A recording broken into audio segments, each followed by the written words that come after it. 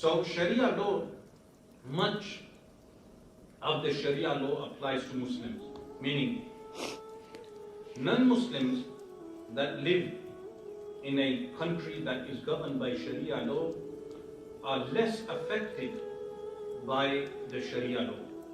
Meaning, once the non-Muslims, they pay what is known as jizya, a poll tax, they are largely unaffected by the Sharia law.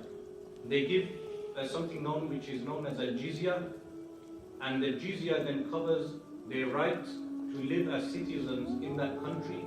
They do not need to partake in military service, and they are protected, their religious rights are protected. When their religious rights are protected, many of the laws of Sharia do not apply to them. So even the Zoroastrians, at the time when the Muslims conquered Persia, many of them permitted in their religion incest, that a person was permitted to marry his own mother.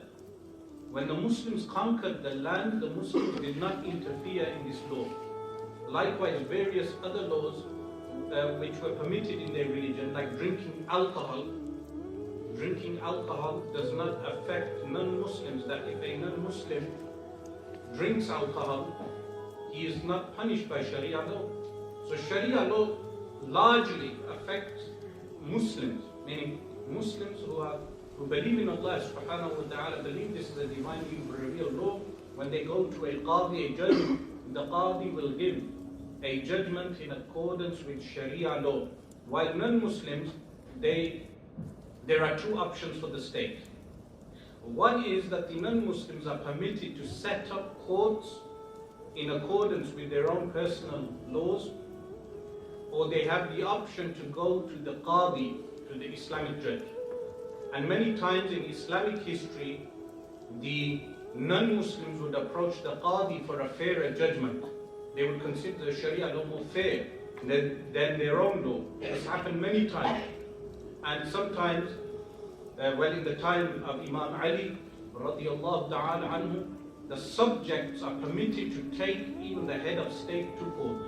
So in the time of Imam Ali radiallahu anhu, a Jewish citizen of the Islamic Caliphate took Imam Ali radiallahu anhu to court, and Al-Qadi Shaykh gave the judgment in favor of the Jew, meaning the Jewish subject of the state. He claimed that Imam Ali radiallahu anhu had taken his coat of arms or a shield, something of that nature, and the judgment was given in the favor of the Jew, but then the Jew admitted that he only did this to test the equity and fairness of the Islamic law.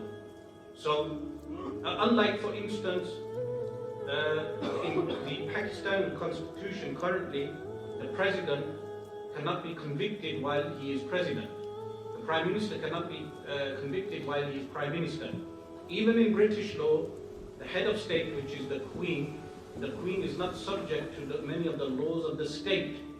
But in an Islamic Sharia law, the Caliph is subject to the law, that a citizen can take the Caliph to court. So Sharia law is applicable mainly to the Muslims. There are some laws which are common to all, like killing being forbidden, and this is a universal law. So Sharia law, one of the questions which was asked, whom does it apply to? For the main part, it applies to Muslims. And Muslims are those, meaning a group of people who are known as Ahlul Halli wal Aqd, the people who can bind and the people who can unwind, unravel. This is a group of people who are able to form a caliphate.